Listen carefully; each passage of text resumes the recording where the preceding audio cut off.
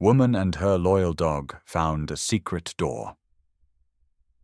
What waited behind it was bone-chilling.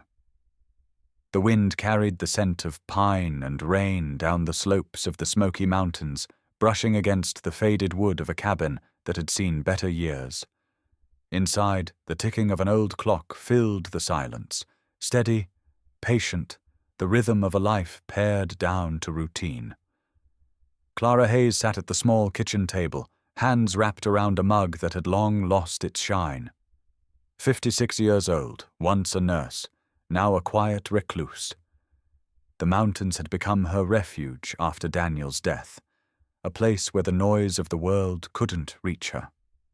Only the whisper of trees, the creak of old floors, and the steady presence of her dog reminded her she wasn't completely alone. Ranger lay by the doorway, his grey-muzzled head resting on his paws. A retired fire rescue shepherd, his eyes still sharp, scanning every shadow like a soldier who had forgotten how to stand down. Every morning, he waited until Clara spoke before moving, an old habit of discipline. "Breakfast, Ranger," she murmured. The dog lifted his head, tail thumping once, twice. That was all. In this cabin, even affection had become quiet. She moved to the window.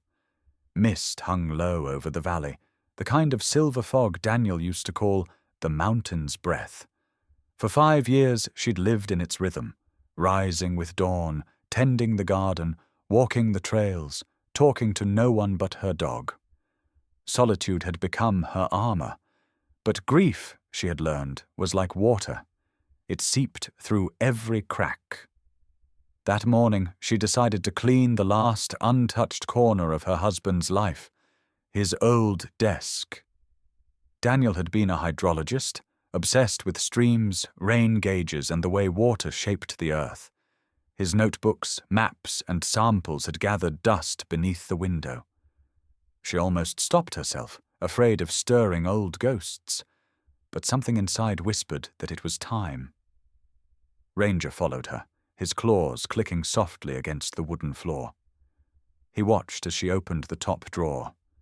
Paper clips, pens, a rusted compass, then the second drawer, letters, yellowed receipts, and a cracked photo of them by the river, back when Daniel still smiled easily.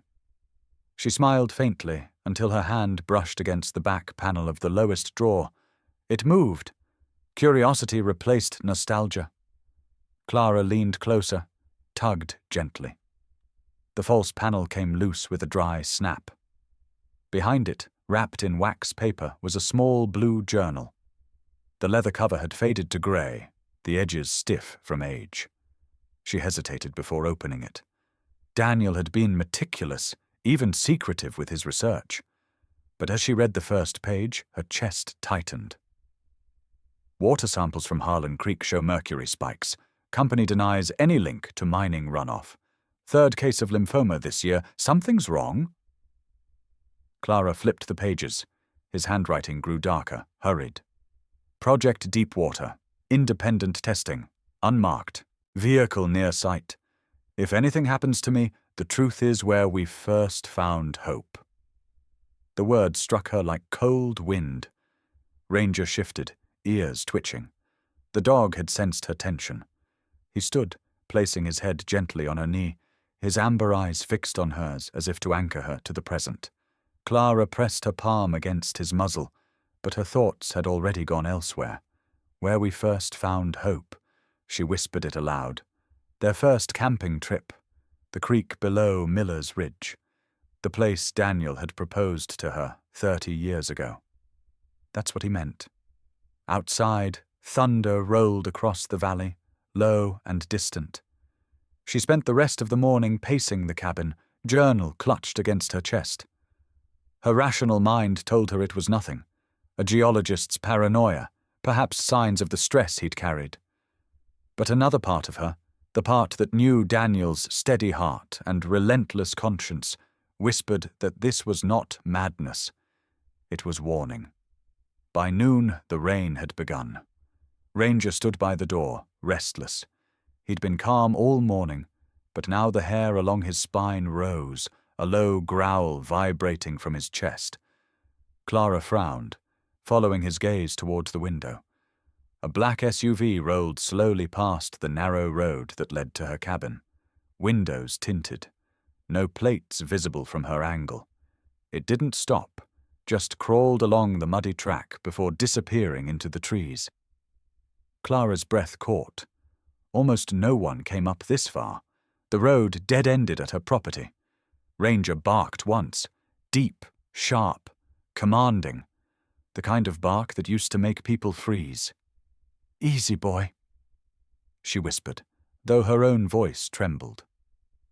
She stepped to the window, watching as the last trace of the vehicle vanished around the bend.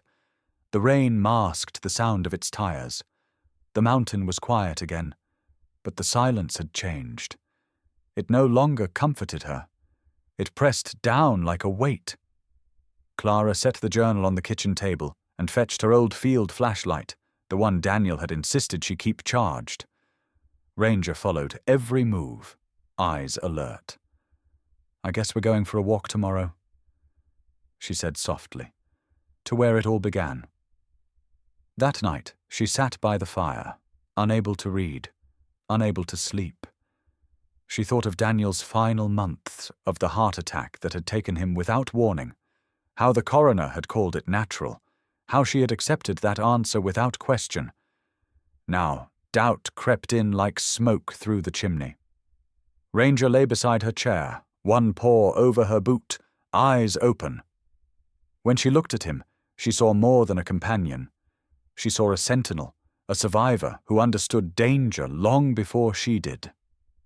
Outside, the rain slowed to a whisper. In the faint glow of the dying fire, Clara reached for the journal once more, her thumb resting on the embossed initials. "Tomorrow, Daniel," she said quietly. "We'll find out what you meant."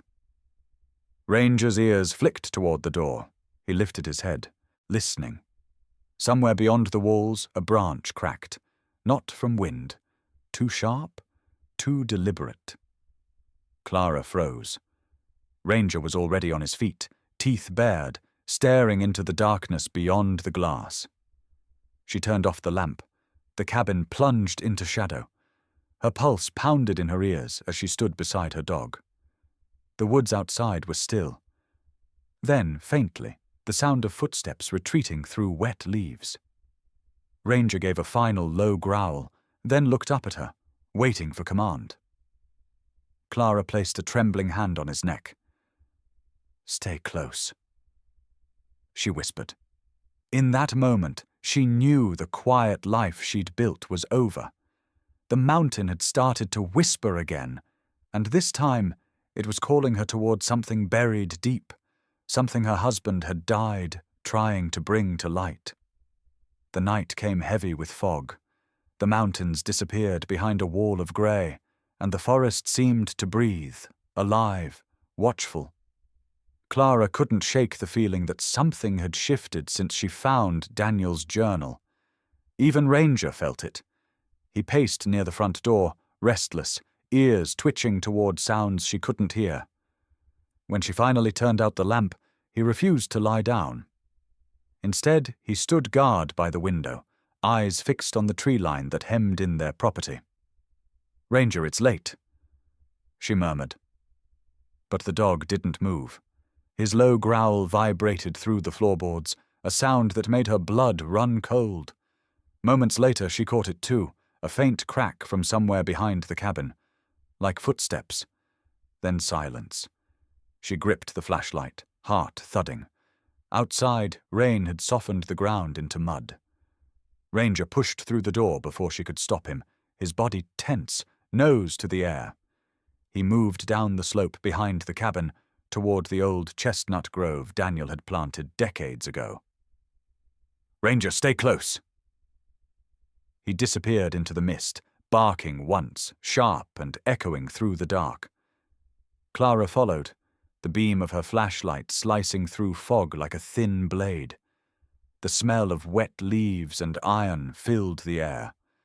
At the bottom of the slope, she found him. Ranger was pawing frantically at a patch of moss near the roots of one of the chestnut trees. The ground there was uneven, as though something beneath had settled long ago.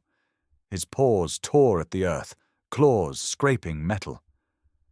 "Ranger, what is it?" she whispered. The flashlight caught something dull beneath the mud, a flat, metallic surface. She knelt, brushing away layers of soil until the shape became clear. It wasn't a rock, it was a door, a steel door embedded into the hillside, the edges sealed by time and rust. She wiped the moss away with trembling hands. Faded letters emerged under the beam. Project Deepwater, U.S. Geological Survey. Her breath caught in her throat. She remembered the words in Daniel's journal. "If anything happens to me, the truth is where we first found hope." This was the place. Ranger stood beside her, panting, waiting. His tail was still, his gaze fixed on the door as if he understood the danger hidden within. Clara looked down at him. "You led me here," she said quietly. The handle resisted at first, fused with years of corrosion. She pulled harder, the metal groaning under the strain. With a final heave, the latch gave way, releasing a sharp screech that echoed through the forest. A rush of cold air poured out, stale, metallic, ancient. It carried the scent of oil and stone, but beneath it was something else, faint but distinct. Decay. Ranger growled softly, nose twitching. Clara shone the flashlight inside. A staircase descended into darkness, concrete walls slick with moisture. The beam caught flecks of rust and something that looked disturbingly like dried mud or old blood. Every instinct told her to close the door and walk away.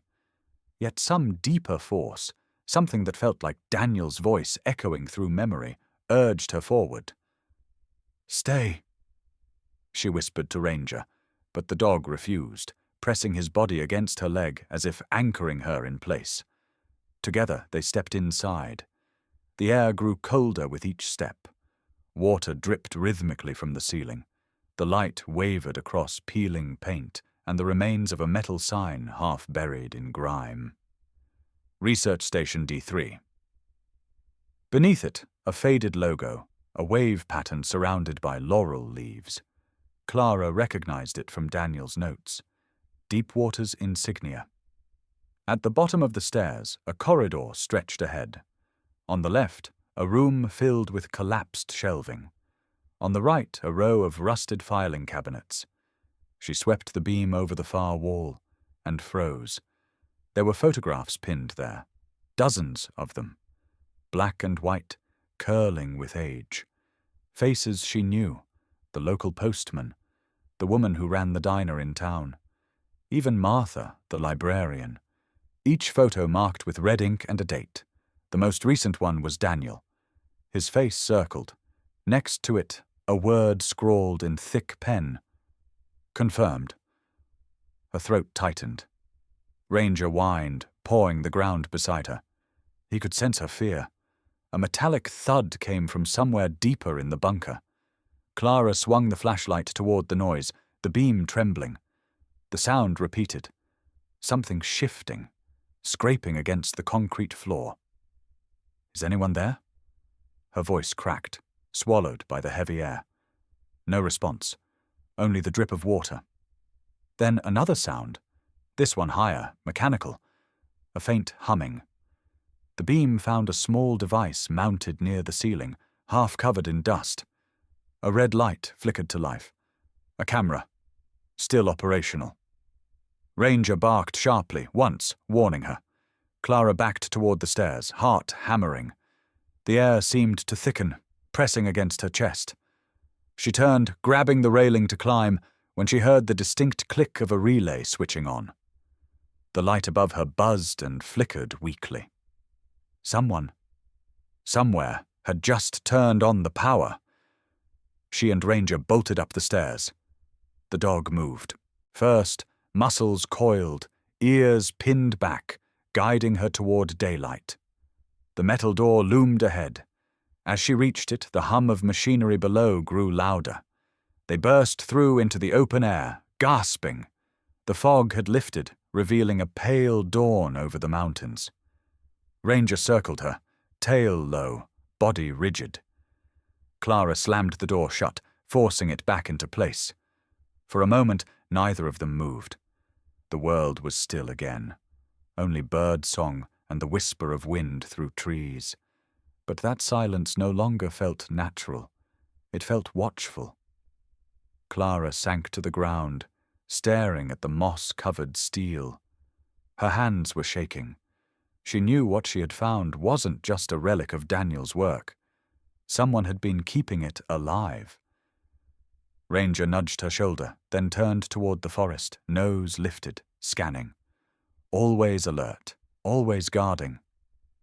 "Good boy," she whispered, her voice breaking.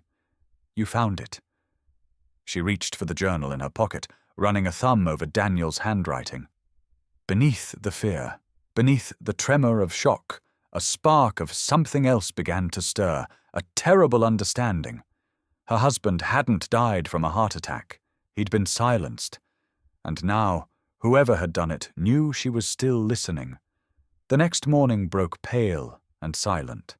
The fog had not lifted, and the forest seemed to hold its breath, as if it knew what Clara was about to do. She'd barely slept. The image of that steel door haunted her, replaying in her mind every time she closed her eyes. Ranger hadn't slept either. He stayed alert all night, shifting from window to window, his ears pricking at every whisper outside. By dawn, Clara made her decision. Whatever Daniel had uncovered, she couldn't walk away now. She packed her flashlight, gloves, and a small first aid kit, then slipped the journal into her coat pocket. Ranger followed without command, his gait steady, tail lowered in a soldier's readiness. The mountain trail was slick with dew, and mist curled around the trees like smoke. When they reached the slope behind the chestnut grove, the moss-covered door waited for them as if the forest itself had been guarding it. Clara hesitated only a moment before pulling it open.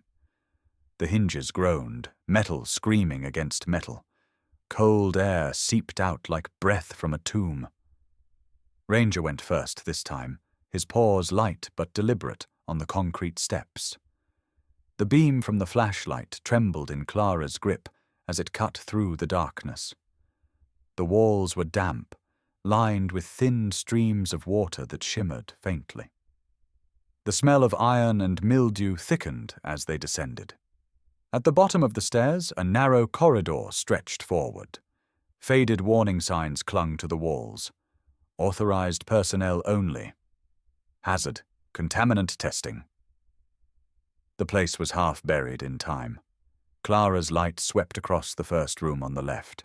Rows of rusted filing cabinets stood like coffins. A desk covered in dusty instruments. She brushed her fingers over the surface, leaving streaks through the grime. Instruments for testing water, turbidity meters, sample tubes, data loggers. Daniel's world. On the far wall hung a large geological map of the region, pinned with colored markers. Red dots traced the path of the rivers through the valley, right into the heart of their small town. Clara leaned closer.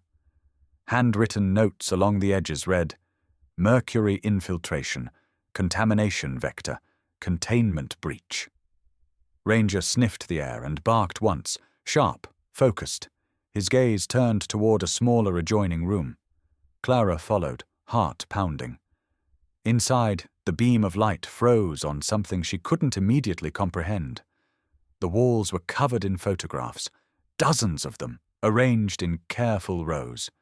Faces of townspeople stared back at her, people she'd bought groceries from, people she'd waved to on morning walks. Each photo bore a name and a date written in red ink. Some had the word resolved, others under observation. In the center of the wall hung a larger photograph.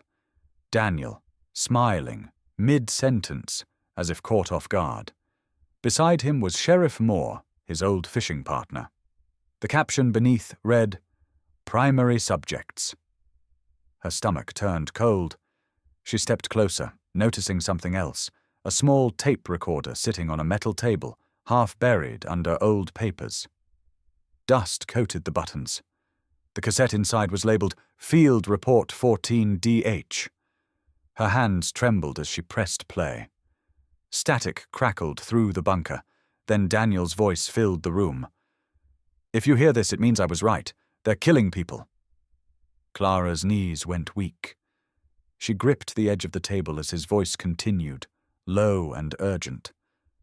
"I traced the contamination back to the deep-water test sites. It's not just runoff, it's deliberate dumping. The company knows. The county knows. They're paying to keep it quiet. They monitor anyone who asks questions. Heart attacks, strokes, unexplained illnesses, it's all orchestrated. If anything happens to me, follow the markers on the ridge. That's where they built the control station." The tape clicked off. Ranger whined softly, pressing his head against her leg. She sank onto a nearby crate, unable to breathe for a moment. Her mind reeled through the memories. Daniel's sudden collapse, the coroner's calm voice, the sheriff's hollow condolences. Sheriff Moore. He had been the first to arrive that day, claiming he'd found Daniel by the riverbank. He'd told her it was a heart attack, that there was nothing anyone could have done. And she'd believed him. The fluorescent light above flickered once, faintly. Clara froze. She hadn't turned on any power. The hum was low but unmistakable. Electric current. The place wasn't dead after all. Ranger stiffened, tail rising, his gaze snapping toward the corridor. His ears caught something she couldn't yet hear, a soft scrape, the shuffle of movement. Someone was nearby. Clara turned off the flashlight and crouched behind one of the cabinets, her pulse hammering. In the dim glow from the flickering bulb, she saw a shadow pass across the far wall. Slow, deliberate, human. Ranger's body tensed beside her, muscles coiled, breath silent. She pressed a hand to his collar, whispering, "Wait." Footsteps echoed faintly down the stairs. The rhythm was confident, unhurried. Whoever it was, they knew where they were going. Then came the sound of metal striking metal, the door closing above them. Trapped. Clara's breath caught. She looked around for another exit, but saw none. The shadow paused near the corridor, and for a brief moment she could make out the silhouette of a man holding a flashlight. It swept across the floor, landing on the photographs. He muttered something she couldn't catch, but the voice was familiar. Rough, low southern drawl. Sheriff Moore. Her throat tightened. Ranger let out a low growl that echoed through the bunker. The sheriff spun towards the sound, the beam of his light slicing through the darkness. Clara ducked lower, heart racing. "Who's there?" he barked. She didn't answer. After a long silence, his boots scraped against the concrete as he walked deeper into the corridor. The light faded as he turned the corner, giving her a few precious seconds. Clara grabbed the tape recorder, stuffing it into her bag, and whispered to Ranger, "Go." The dog moved first, leading her toward the side passage. They crept through the shadows, boots splashing softly in shallow puddles. Behind them, the sheriff's voice carried faintly. Daniel Hayes, always digging where he shouldn't. Her blood ran cold. He knew. Ranger stopped at a metal grate that opened into a ventilation shaft. Too small for her to stand, but large enough to crawl through. Without hesitation, he slipped inside first, glancing back once, urging her on. They crawled through the dark tunnel, the metal cold against her palms. The echo of the sheriff's footsteps faded behind them, swallowed by the hum of machines awakening below. After several agonizing minutes, light appeared ahead, a faint glow filtering through the mesh of another grate. Clara pushed it open and emerged behind the cabin, mud covering her hands and knees. Ranger shook himself free of dirt and pressed close to her, ears pinned. The forest was still again. The steel door on the slope stood closed, silent, as if nothing had happened. Clara leaned against a tree, chest heaving, the recorder clenched in her fist. The fear was still there, but something inside her had changed. She no longer felt hunted. She felt chosen. Ranger stood beside her, his breath visible in the cold air, eyes fixed on the woods like a guardian waiting for the next move. Clara looked toward the ridge and whispered, "You were right, Daniel. They're still here." And for the first time in 5 years, she wasn't afraid of the silence. It was no longer empty. It was calling her forward. The morning sun broke through a thin veil of fog as Clara drove down the winding road into town. Her hands trembled on the steering wheel. The cassette recorder with Daniel's voice rested on the passenger seat, wrapped in a towel like something fragile and sacred. Ranger sat upright in the back, nose to the window, watching every passing shadow. The town looked unchanged. White-painted porches, the faded sign of the diner, the post office with its peeling blue door. But to Clara, everything felt different now. The world seemed hollow, as if it were holding its breath. She parked in front of the small brick library, a place that had always smelled of old paper and cinnamon tea. Martha Grayson was already at the front desk, sorting a stack of returned books. Her silver hair was pinned in a bun, her glasses sliding down her nose. When she looked up and saw Clara, her expression softened. "Clara Hayes," she said, surprised. "You haven't been down from that mountain in months." Clara managed a weak smile. "I need your help, Martha. Something's happened." Martha studied her face, then motioned toward her small office at the back of the library. "Let's talk where the walls don't have ears." Inside, surrounded by old maps and a half-drunk cup of coffee, Clara placed the folded sheet of photos she'd taken from the bunker on the desk. Martha leaned in, squinting at the names scrawled beside each face. A shadow crossed her features. "My God," she whispered. "Clara, do you know what this means?" "I think Daniel was investigating something before he died," Clara said, voice shaking. "Project Deepwater. Contaminated water, hidden tests, people getting sick. These names, they're the same people who've been dying of sudden heart attacks for years. Daniel, the Wilsons, old Tom Harris." Martha went pale. "Those weren't heart attacks. I remember. The doctor said stress, genetics, some nonsense. But they were all healthy. All of them." She pulled out a large ledger from her cabinet, flipping through the handwritten records she'd kept of local obituaries. Her fingers stopped at a page marked 15 years ago. "Here," she said, tapping it. "James Wilson, my husband, lymphoma. He'd been testing water from his fishing spots, said the readings were off." Her voice cracked, trembling between sorrow and anger. "The sheriff told me to let it go, that it was just bad luck." Clara met her eyes. "It wasn't luck, Martha. They killed them." The older woman shut the ledger and took a steadying breath. "All right, I'll check the archives downstairs. There are old town meeting minutes, reports from the mining company, environmental permits. Some of it was sealed after the floods in '98, but I know where the keys are. Meet me here tomorrow after closing." Clara nodded, relief washing through her. For the first time since Daniel's death, she felt like she wasn't alone. They walked out together, sunlight streaming through the library windows. Martha smiled faintly. "We'll find the truth, Clara, for them and for Daniel." On the drive home, Clara felt a flicker of hope. Ranger sat beside her now, his head resting against her arm, calm again, as if he could sense the temporary peace in her heart. But peace doesn't last long in the mountains. When she reached the cabin, dusk was falling. The air felt off, still and heavy. She noticed it the moment she stepped out of the truck. Ranger froze beside her, ears straight, body taut. "What is it, boy?" He didn't move.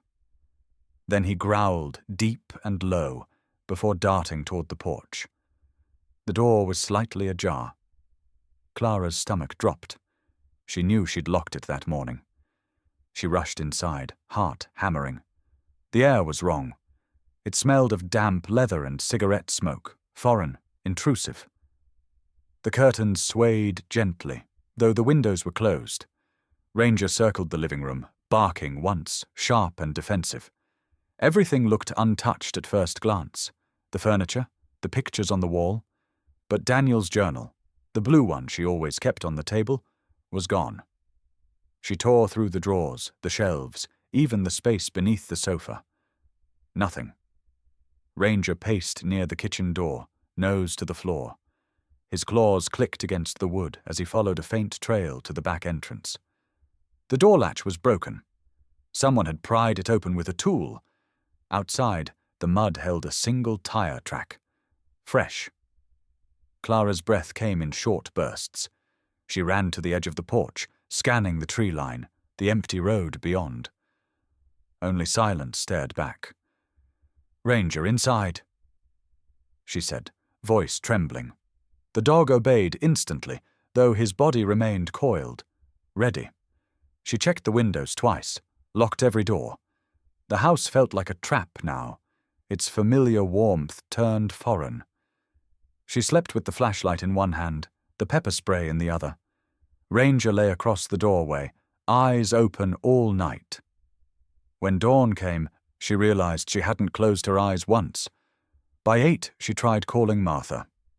No answer. She tried again at 9. Still nothing. At noon, she drove to town. The library parking lot was empty except for Martha's old Buick, parked crookedly as if in a hurry. Inside, the lights were on, but the place was silent. A single book lay open on the floor. Clara called her name. No response. She found the office door unlocked. On the desk sat the ledger they'd looked through the day before, but now the page with the names was gone, torn clean out. Clara's gaze swept across the floor and landed on a small object near the desk. A silver bracelet. Martha's. Clara had seen it every day for 20 years. Ranger sniffed at it, then looked up at her, ears back, uneasy. She wouldn't just leave this, Clara whispered.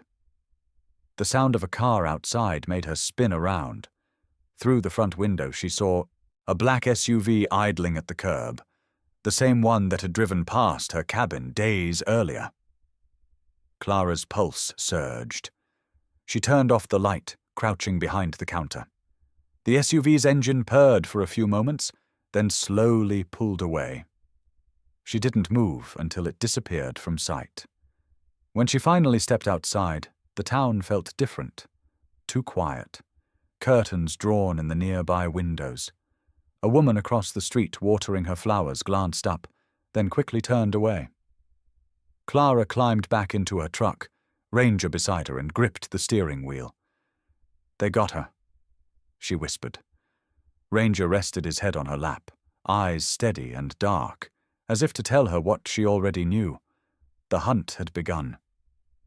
As the truck wound back toward the mountain, Clara caught her reflection in the rearview mirror. She barely recognized herself. Fear had sharpened into something else now. Resolve. Martha was gone. Daniel was gone. But she wasn't. And whoever had come into her home, whoever thought fear would silence her, had just made their first mistake. Rain swept over the mountains again, turning the narrow road into a ribbon of mud. Clara gripped the steering wheel tighter as she drove toward town, her mind racing faster than the wipers could clear the windshield. Ranger sat alert in the passenger seat, watching the misted woods. Every time she glanced at him, she saw Daniel's same instinctive calm, the quiet before a storm. Sheriff Moore's name echoed in her head. Daniel's old fishing partner, the man who'd helped carry his coffin. The same man she'd seen prowling the bunker. She didn't want to believe it, but the truth had already started to bleed through the cracks. Instead of going to the sheriff's office, she turned down Elm Street, where an old Victorian house stood behind a white picket fence, half collapsed by years of rain. The brass sign near the porch read, Dr. Elliot Brooks, M.D., Daniel's doctor, the one who'd signed the death certificate. She parked by the curb. Ranger growled softly. "I know, boy," she said. "We won't stay long." The porch creaked beneath her boots. Inside, the smell of antiseptic and lemon oil lingered. A young receptionist looked up from behind the counter, startled to see anyone on a Saturday. "I need to see Dr. Brooks," Clara said, her voice firm. "It's about Daniel Hayes." The woman hesitated, glancing at the schedule. "He's with a patient right now. If you'd like to—" Before she could finish, a door opened down the hall. Elliot Brooks stepped out, silver-haired, glasses perched low on his nose. He froze when he saw Clara. "Ellie," he said quietly. "It's been a long time." She hadn't heard anyone call her that since Daniel. The name stung. "I need to talk to you. Now." He nodded slowly and motioned her toward his office. Ranger followed close, his nails clicking against the tile. The room smelled faintly of old books and rubbing alcohol. Framed degrees covered the walls, next to a single photograph of Daniel holding up a fish, grinning beside Sheriff Moore. Clara stared at it. "You were there that weekend, weren't you? The last time they went fishing?" Brooks closed the door. His eyes flicked toward the window before meeting hers again. "Sit down, Clara. Please." "I'll stand." He sighed, then sank into the chair behind his desk. "I was there, yes. Daniel wasn't himself that day. He said he'd found something in his tests, something that could destroy people's careers. I told him to slow down, to let the authorities handle it." "But you knew they wouldn't," Clara said. "You knew because you worked for them." That made him flinch. His fingers tapped the desk nervously. "I saw the logo in that bunker," she continued. "The same wave symbol that's on your old research reports. Deepwater wasn't just about water quality, was it? It was something else." He stood abruptly, walking to the window. For a long moment, only the rain filled the silence. Project Deepwater began as an environmental study. He said at last. "Government-funded. We were supposed to monitor contamination levels from old mining sites, but when the data showed dangerous mercury levels, the funding shifted. Private investors came in. Corporate oversight replaced the scientists. They said they'd handle containment. Instead, they handled the people asking questions." Clara's heart sank. Daniel was one of them. Brooks turned, his expression hollow. He wasn't the first. Dozens of deaths, all written off as natural. Cardiac arrest, strokes, sudden aneurysms. We called it cardiac induction. A chemical process. Silent. Untraceable after 48 hours. Clara swallowed hard, her pulse racing. "You're telling me my husband was murdered, and you helped build the weapon that killed him." He winced as if struck. "I didn't know how far it had gone. When I found out, I tried to leave. They told me to stay quiet or risk becoming another event." "You think I don't see their faces when I close my eyes?" Ranger moved closer to Clara, his gaze fixed on the doctor. The growl that came from him was low and warning, not from fear, but from judgment. Brooks stared at the dog. "You always keep good company, Clara. He knows I'm not lying." "Then help me," she said. "Help me finish what Daniel started." For the first time, something like defiance sparked in his eyes. He went to the filing cabinet behind his desk and pulled out a small metal box. Inside was a key attached to a faded tag, stamped with the number D3. "This opens the secure cabinet inside the bunker," he said quietly. "That's where they keep the records, every test, every false report, every name." She took the key. Their fingers brushed, and she saw guilt carved deep into his face. "If I go back there," she said, "they'll come for me too." "They already will," he replied. "The sheriff's been asking questions. He came here yesterday, wanted to know if you'd stopped by. Said you were unstable." Clara's stomach twisted. "He's one of them." Brooks nodded slowly.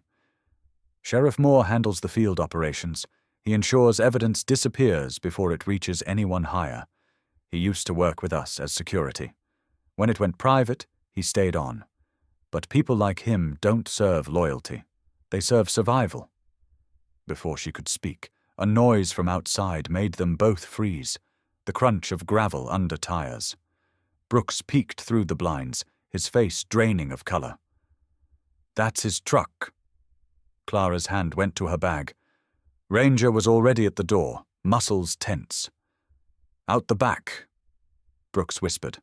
"Now, there's a service exit that leads to the alley." She hesitated. "What about you?" He met her eyes.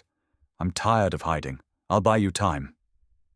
The sound of heavy boots echoed from the front hallway. Ranger barked once, sharp and loud. Clara slipped through the back door into the rain, clutching the key. The alley behind the clinic smelled of oil and wet leaves. She turned the corner and looked back through the window. Sheriff Moore was inside the office now, towering over Brooks, his hand resting on his holster. Brooks met Clara's gaze for a split second through the glass. Then he shook his head slightly, a silent warning. "Go." Clara ran. By the time she reached her truck, her hands were trembling so badly she could barely fit the key in the ignition. Ranger jumped in beside her, soaked but unflinching. As she sped toward the mountain road, red and blue lights flared in the rearview mirror for a brief second before vanishing around the bend. Clara didn't stop until she reached the ridge where fog swallowed the world again. She pulled over, gripping the small metal key. Rain drummed on the roof, steady and relentless. Ranger pressed against her shoulder, breathing steady, waiting for her to speak. "He's not just covering it up," she whispered. "He's running it." The dog lifted his head, eyes locked on hers. In that gaze, she found her answer, the courage to keep going, no matter who was waiting behind the next door. The rain didn't stop that night. It fell in sheets against the cabin windows, the sound steady and unforgiving, like the heartbeat of something waiting outside. Clara sat by the table with her packed bag beside her. Cash, the key from Dr. Brooks, and the tape recorder that still carried Daniel's voice.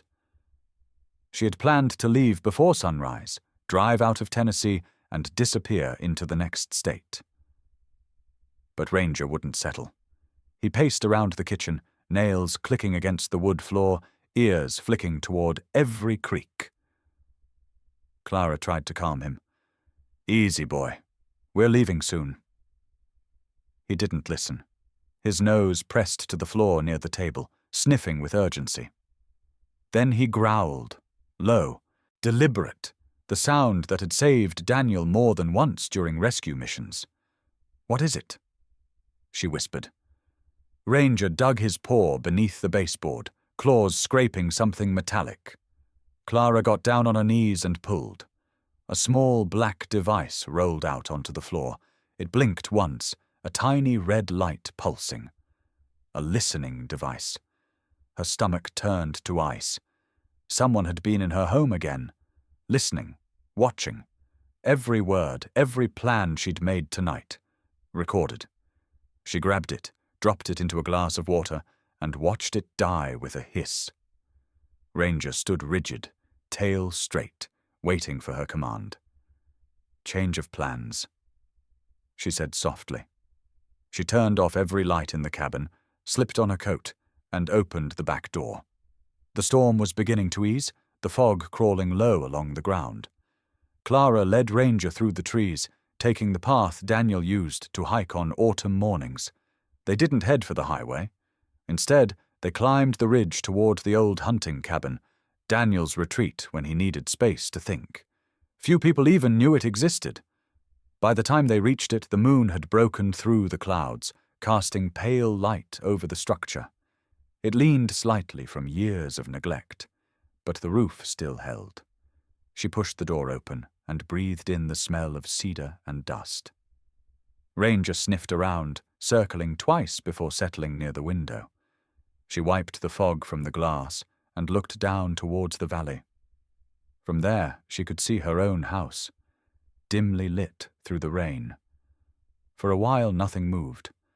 Then headlights appeared on the road. A black SUV. Clara froze, watching as it pulled up near the porch. Two figures stepped out, both wearing raincoats. One tall, broad-shouldered Sheriff Moore, the other smaller, with dark hair pulled tight beneath her hood. Ranger growled. Clara placed a hand on his neck. Quiet. They moved with purpose, not hesitation. Moore carried a flashlight, its beam cutting through the windows as he circled the house. The woman followed him inside.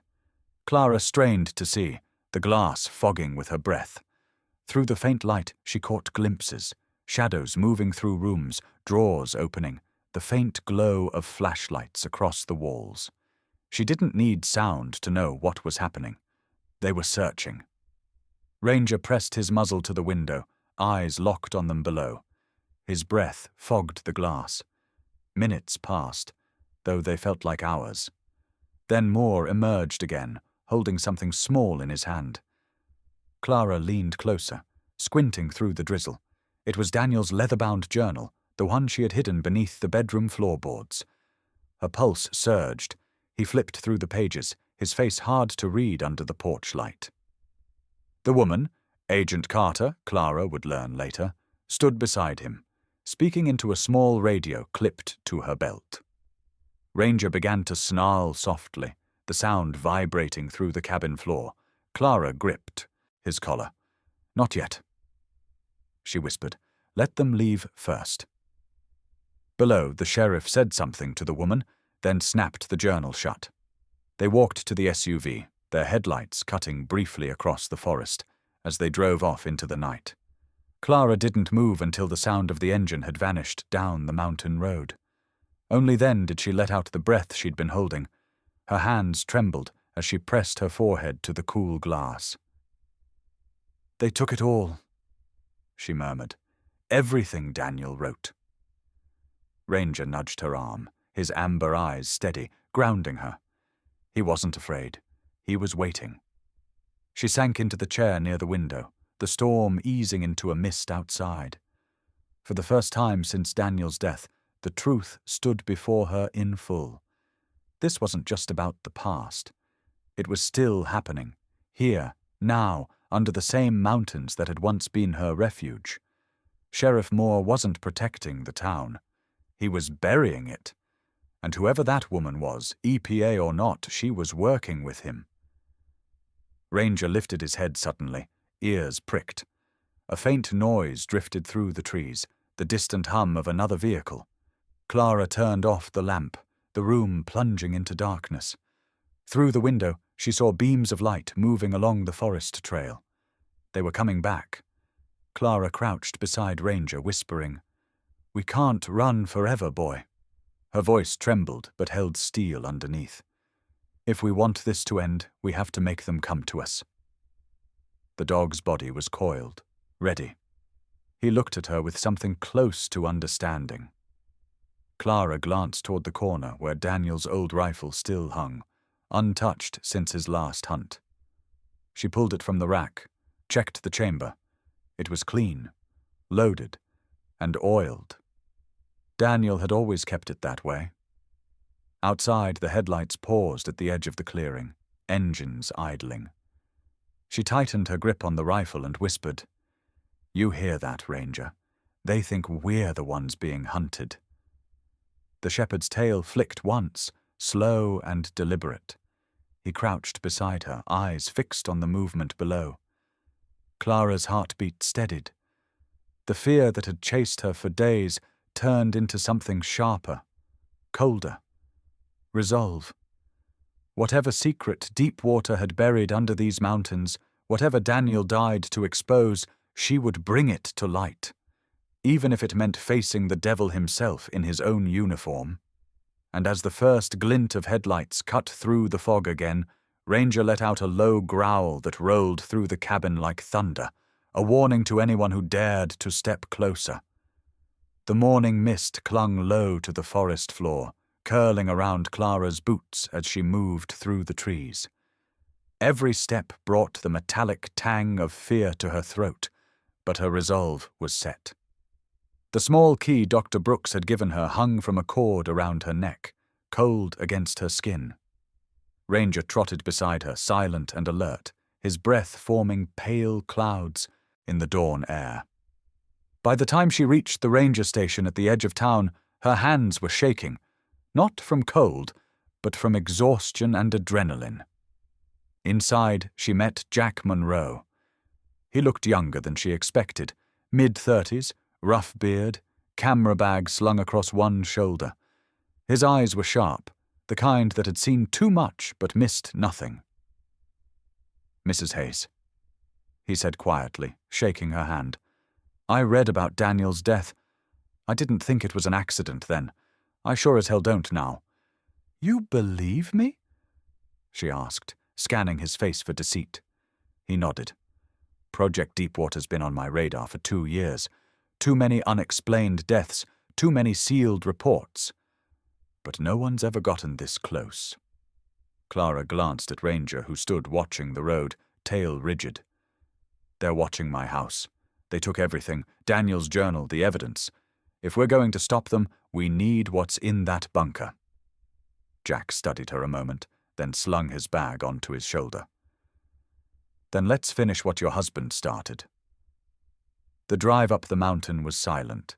The forest pressed in on both sides, heavy with fog and the smell of wet pine.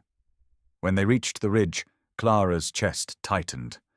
The slope where she and Ranger had first found the steel door was disturbed, the moss torn away, the ground muddy and slick. Jack cut the engine. "Stay here," he said, scanning the tree line. Ranger growled low in his throat. Clara gripped the rifle resting across her lap. "No, we go together." They moved carefully, following the path to the bunker. When they reached it, Clara froze.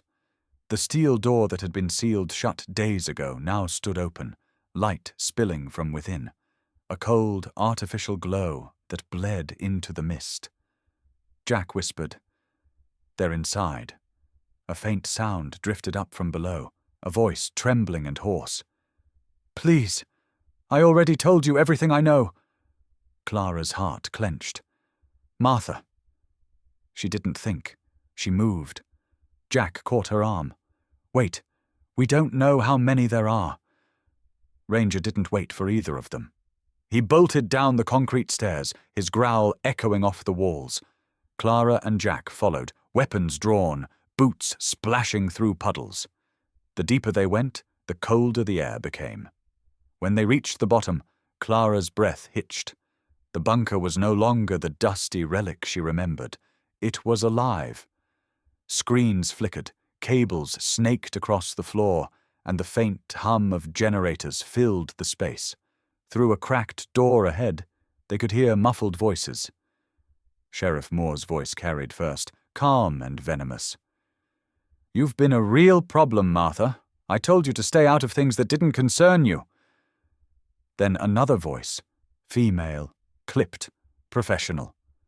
Agent Carter. "She's not lying, Richard. The files aren't with her. That woman, Hayes, she has them." Martha's voice, barely a whisper. "Clara, won't stop." Carter slammed something against the table. "Then she'll join you." Before Clara could move, Ranger did. With a sound that split the silence, he lunged through the door, teeth bared, muscles coiled like steel. The room exploded into chaos. Agent Carter stumbled back, knocking over a tray of instruments. Moore reached for his sidearm, but Jack burst in behind Ranger, shouting, "FBI, drop it!" as he flashed a badge. Clara froze mid-step, eyes wide. "FBI?" Jack didn't look at her. "You were my lead, Mrs. Hayes. I couldn't risk blowing cover." Sheriff Moore laughed, bitter and sharp. "The Bureau sent you? You're too late, kid. This operation's bigger than you'll ever understand." He raised his gun. Ranger leaped, teeth clamping onto Moore's wrist before he could fire. The sheriff roared, slamming against the wall. The gun clattered to the floor, spinning toward Clara's feet. Carter grabbed the nearest weapon, a stun rod, and lunged at Ranger. Clara moved faster, slamming the rifle stock into Carter's arm. The agent hissed, dropping the rod. Jack tackled Moore to the ground, pinning him with one knee. "You're done, Sheriff. The Bureau's been tracing every payment tied to Deepwater. You think we didn't see your name?" Moore spat blood, sneering. "You don't get it. Deepwater wasn't a cover-up, it was protection. Without it, half this valley would be poisoned to death." "By who?" Clara demanded. "Who's behind it?" He just laughed, eyes wild. "You think killing me stops it? There's no stopping it?" Ranger barked, the sound echoing like a command. Carter made one last desperate move, reaching for the stun rod again, but Jack fired first. The shot rang through the bunker, deafening in the enclosed space. Carter fell, clutching her shoulder. Silence followed, heavy and electric. Martha whimpered from the corner, tied to a chair, eyes glassy. Clara rushed to her side, cutting the ropes with shaking hands. "You're okay. You're safe now." Martha gripped her wrist weakly. "They said Daniel found something they couldn't bury, in the lower chamber." Clara looked up at Jack, who was already moving towards the far wall. A heavy metal panel stood half open, revealing another set of stairs leading deeper into the earth. Ranger stood at the entrance, head low, ears twitching. Jack reloaded his weapon. "Whatever's down there, it's what your husband died for." Clara steadied herself, glancing back at the chaos behind them. Moore groaning, Carter unconscious, Martha trembling, but her eyes fixed on the stairwell. "I'm not leaving until I know," she said. Ranger barked once, sharp and certain, then stepped forward into the darkness. Jack followed. Clara went last, the key around her neck glowing faintly under the bunker lights, like it had been waiting for this moment. Behind them, the hum of the machines continued. A living reminder that Deepwater wasn't over yet. It was only beginning. The morning light filtered weakly through the cracks of the bunker's concrete ceiling as Clara descended the final set of stairs. The air grew thicker with every step, damp, chemical, and cold. Ranger padded ahead, silent but vigilant, his paws leaving faint prints in the dust.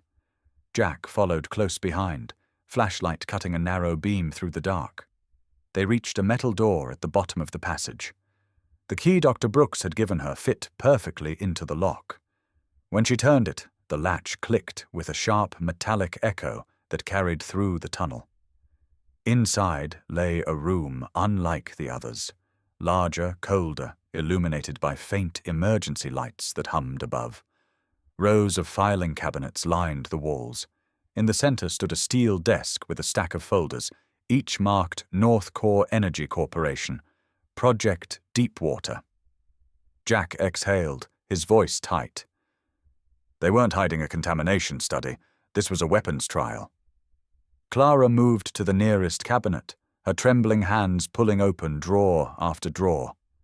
Documents detailed water contamination data, chemical breakdowns, and testing results from multiple states.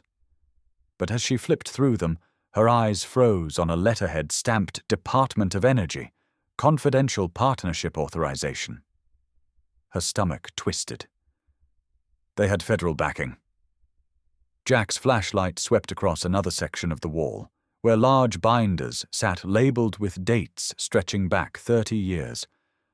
One binder had a different mark, faint red initials. DH. He opened it. Inside were notes in Daniel's handwriting, sketches of molecular formulas, water test samples, and pages marked unexplained cardiac events. Clara pressed a hand over her mouth. He was tracking it. Every death, every person they silenced. A noise from the stairwell made both of them freeze. Ranger lifted his head, ears pricked, a low growl vibrating from his chest. Footsteps. More than one pair. FBI, secure the lower level. A voice shouted. Jack holstered his weapon and raised a hand. That's them. My team. Moments later, 3 agents in tactical gear appeared, weapons drawn but quickly lowered when they saw Jack. One of them, a woman with a radio on her shoulder, nodded. We've got Carter and Moore in custody upstairs, both alive. Clara felt the weight of the words hit her like thunder. Alive, after everything they've done. Jack looked at her gently. Alive means accountable. We'll get the truth out this time. He turned toward one of the agents. Get the evidence vault open. We're looking for data archives and any stored recordings. They moved efficiently, cutting open sealed cabinets and laying documents across folding tables. Clara followed the cables snaking from the back wall to a small, locked chest. It was different, older, with Daniel's initials scratched into the corner. Her hands shook as she knelt beside it. This was his. The agent with the radio crouched next to her, cutting through the lock. Inside lay a single hard drive, several film reels, and an old camcorder wrapped in plastic. Clara's throat tightened. He recorded something. They connected the device to a portable monitor. The screen flickered, static filling the silence, and then Daniel's face appeared, tired, pale, but calm. If you're watching this, his voice said, then I didn't make it. Clara's knees weakened. Ranger pressed against her side, a steady presence. Daniel continued, his tone measured, determined. My name is Daniel Hayes, geological analyst for North Core Energy. I've uncovered evidence that Project Deepwater is not a water purification initiative, but a covert trial for industrial chemical dispersal, an unregulated compound designed to dissolve heavy metals underground. It's been leaking into water tables across multiple counties. When I reported this to the EPA, I was told to stand down. 3 days later, I was followed home. He paused, rubbing his eyes. I don't know who's behind it entirely, but I do know Sheriff Moore has been disposing of evidence, and someone named Agent Carter from the EPA is managing communications with the company. They're eliminating anyone who speaks up, using cardiac induction compounds that mimic heart failure. Clara's tears blurred the screen. She could still hear the echo of his voice in the cabin, the way he used to sound after a long day, steady, reassuring. Daniel looked directly into the camera. Ellie, if you ever see this, you were right to trust your instincts. The truth will surface, just like water. Don't let them silence you, too. The video ended in static. The room fell silent. Jack turned to the agents. Get copies of everything. Every file, every drive. We hand this over to the Department of Justice tonight. Clara stood frozen, her breath shallow. He knew. She whispered. He knew they were coming for him, and he still didn't stop. Ranger nudged her hand, eyes searching hers as if reminding her that Daniel's courage lived on in both of them. Jack touched her shoulder. You gave us more than evidence, Clara. You gave us a trail they can't bury again. From above, voices echoed down the stairwell. Orders, movement, the click of handcuffs. Martha's faint voice called out, fragile but alive. Clara rushed to meet her halfway up the steps. The older woman leaned against the wall, pale but smiling weakly. I told you he'd leave a sign. Martha whispered. You did, Clara said, embracing her. And we followed it. When they emerged into the upper chamber, daylight filtered through the open doorway, casting long beams of gold over the chaos. Agents moving equipment, Moore and Carter restrained, their faces ashen. Moore glared at Clara as she passed. You think this ends with me? There's more out there than you'll ever see. She stopped for a moment, her expression cold. Then I'll keep looking. Outside, the sun had broken through the mist at last. The mountains stretched endlessly before her, their peaks glinting in the light. Ranger stepped beside her, chest rising and falling, the medal from Daniel's old uniform still attached to his collar. Jack came up behind her, holding the hard drive in his gloved hand. This goes straight to Washington. Deepwater's finished. Clara nodded, her gaze fixed on the ridgeline. No, it's only beginning. Ranger barked once, the sound echoing across the valley, sharp, defiant, alive. For the first time in 5 years, Clara felt the heaviness in her chest lift. She could finally breathe. The truth had surfaced, and it had Daniel's voice written all over it. Spring came late to the Smoky Mountains that year. The snow melted slow, uncovering the scars left behind. Broken branches, muddy trails, and a silence that felt heavier than before. Clara had stayed through it all. She didn't leave when the federal agents packed up, or when the reporters disappeared, chasing newer scandals. The mountains were still her home, even if they now carried the ghosts of everything she'd learned. Every morning, she walked the trail behind the cabin, Ranger close at her side. The shepherd had aged, his muzzle more silver than tan now, but his stride was steady, his eyes clear. When the wind rustled through the trees, he still lifted his head as if listening for Daniel's voice. The investigation had grown bigger than anyone imagined. Project Deepwater had opened the floodgates. Northcore Energy's fingerprints stretched across half the country. Fake safety reports, falsified water data, political donations, and more bodies than anyone dared to count. The Justice Department called it the largest environmental conspiracy in U.S. history. Clara didn't watch the news much, but she read every letter Jack sent her. Each one detailed another arrest, another town freed from silence. The last letter had one line underlined. Daniel Hayes's testimony led them all to the truth. Dr. Brooks's name was everywhere that month. He'd stood before Congress, voice shaking but clear, confessing his part in the early stages of Deepwater. He described how it began as a legitimate water study before being corrupted by private funding and government greed. His cooperation earned him immunity, but not peace. When Clara watched the trial footage online, she saw the weight in his eyes. Guilt aged him more than time ever could. Yet she felt no anger. In his trembling hands and cracking voice, she saw something Daniel had always believed in: redemption. Ranger sat beside her during those long evenings, his head resting against her knee as the screen flickered. "We made it, boy," she whispered once, her fingers tracing the medal that now hung from his collar. "You did." The medal was a gift from the National Canine Association, engraved simply, "For bravery and loyalty in service of truth." The mayor had presented it at a quiet ceremony in town. Ranger had stood perfectly still, tail wagging just once when the applause broke out. Clara had smiled for the cameras but kept her distance. This wasn't about recognition. It was about closing the circle. That spring, she finally rebuilt the garden beside the cabin.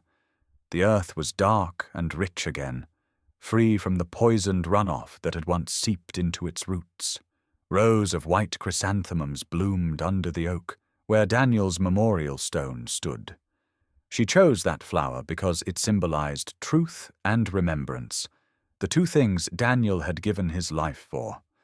Some afternoons she would sit by the marker with Ranger lying close, eyes half closed in the sun. She talked to Daniel as if he were there. "They know everything now," she said one day, her voice soft. "Jack's working on a national report. Brooks is testifying again. They even found those missing documents from the Appalachian lab. They can't bury it anymore." The wind shifted then, carrying the faint scent of rain and pine. She closed her eyes. "You were right. You said truth, like water, always finds its way." Ranger lifted his head, ears twitching at the sound of her voice. His gaze followed the clouds moving across the ridge. That night, as twilight settled, Clara lit a lantern on the porch. The cabin glowed softly in the darkness, the same golden hue that had filled it when Daniel was alive. Ranger lay by the steps, his chin on his paws, eyes reflecting the firelight. From inside the cabin, the phone rang, A rare sound these days. Clara answered, half expecting Jack's usual check-in. Instead, it was a voice she hadn't heard in months. "Mrs. Hayes, this is Agent Nichols, Environmental Crimes Division. I wanted you to know, we've officially closed the Deepwater file. The President signed the reform bill this morning. They're calling it the Hayes Act." For a moment she couldn't speak. The world outside seemed to still. "The Hayes Act?" she echoed quietly. "Yes, ma'am. It mandates public transparency for all industrial chemical projects. Your husband's work, his evidence, it changed policy." When the call ended, she stood there for a long time, phone still in her hand. Ranger nudged her leg gently, sensing the quiet shift in her breath. She smiled down at him. "He did it, Ranger. We did." The following morning, she placed a new plaque beside Daniel's stone. It read simply, "For those who spoke when silence was safer."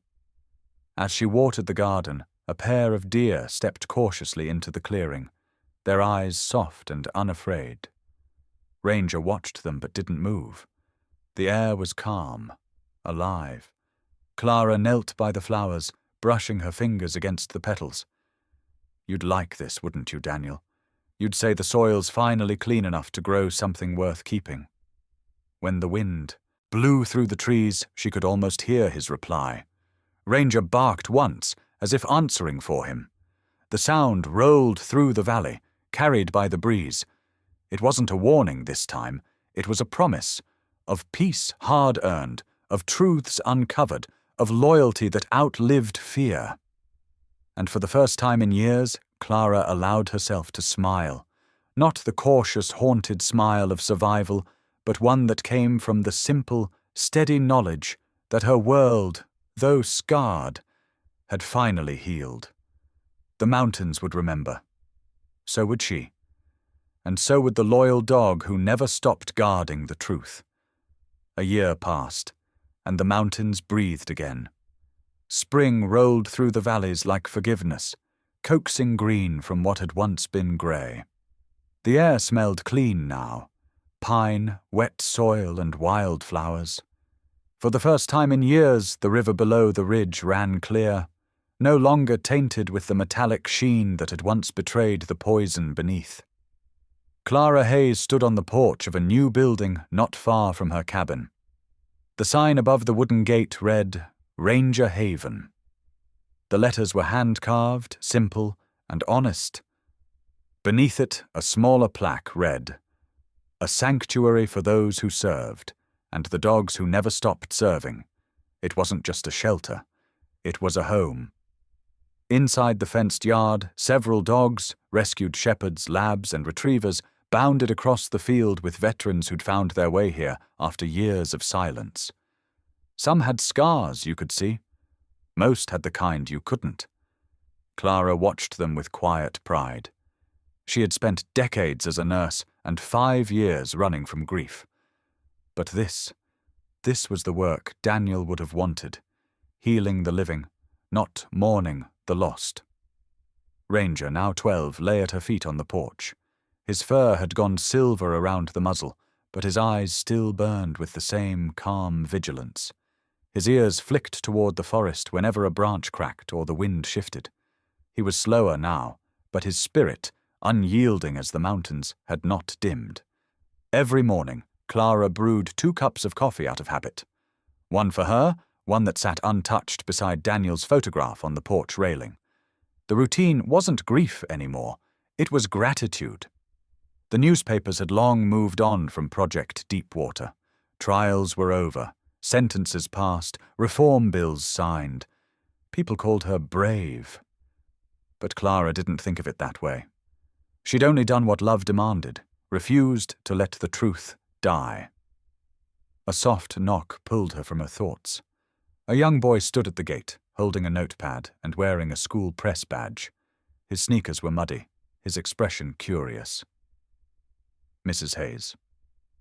he asked shyly. "I'm writing a report for school about rescue dogs.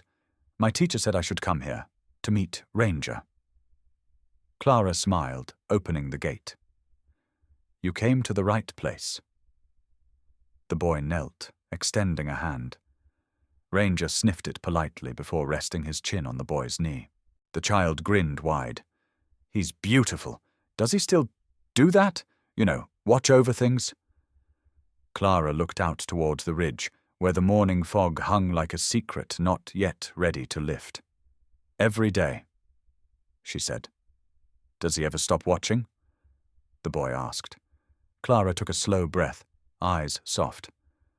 Only when the truth is safe. The boy scribbled that down carefully, the way a young mind memorizes something important. Then he asked, And you? Do you ever stop? She smiled faintly. Not while I still have breath. Ranger gave a low huff, as if agreeing. The boy laughed, and for a moment the sound of joy rose over the hum of the mountains. Later that afternoon, Clara walked the trail behind the property. The wind was gentle, carrying the smell of rain and honeysuckle. Ranger followed close behind, his shadow stretching long beside hers. They reached the overlook where it all began, the slope where the steel door had once been buried. Now, grass grew thick over the scar. The government had sealed the tunnel, but Clara had insisted on one thing, that the land be turned into a memorial garden. A stone marker stood there now, engraved with Daniel's name and the others who had been silenced. At its base bloomed rows of white chrysanthemums. Clara knelt, touching the stone lightly. We did it, Daniel, she whispered. It's over. Ranger sat beside her, tail brushing the dirt, watching the horizon. When she placed her hand on his collar, she felt the steady rhythm of his breathing. The same dog who had once pulled her from despair now watched over a new world that finally felt right. A hawk circled high above the ridge, its cry echoing through the valley. Ranger's head lifted, eyes following its path. Clara smiled. Go on, she said softly. Keep watch. As the sun began to dip, painting the mountains gold, Clara turned back toward the cabin. The porch light flickered to life behind her. Veterans were gathering by the fire pit now, laughing, tossing sticks for the younger dogs. The world wasn't perfect, but it was alive. And that was enough. That night the wind shifted again, carrying with it a familiar rhythm, the echo of paws against earth, the heartbeat of loyalty that outlives everything else. Ranger lay by the door, half asleep, but when Clara stepped outside, his eyes opened. She looked out toward the dark line of the forest and whispered, Rest easy, boy. You've earned it. But Ranger didn't close his eyes. He kept them fixed on the ridge, calm, unwavering, still guarding. The screen fades slowly, the dawn returning once more over the mountains. Across the horizon, sunlight spills like truth finally unburied. Text appears on screen. He didn't bark for food. He barked for the truth. What's your story with a loyal pet? Voiceover, gentle, cinematic. If you believe stories like Clara and Ranger's deserve to be heard, subscribe to the German Shepherd channel. Share your own story, because sometimes the bravest hearts don't wear uniforms, they walk on 4 legs.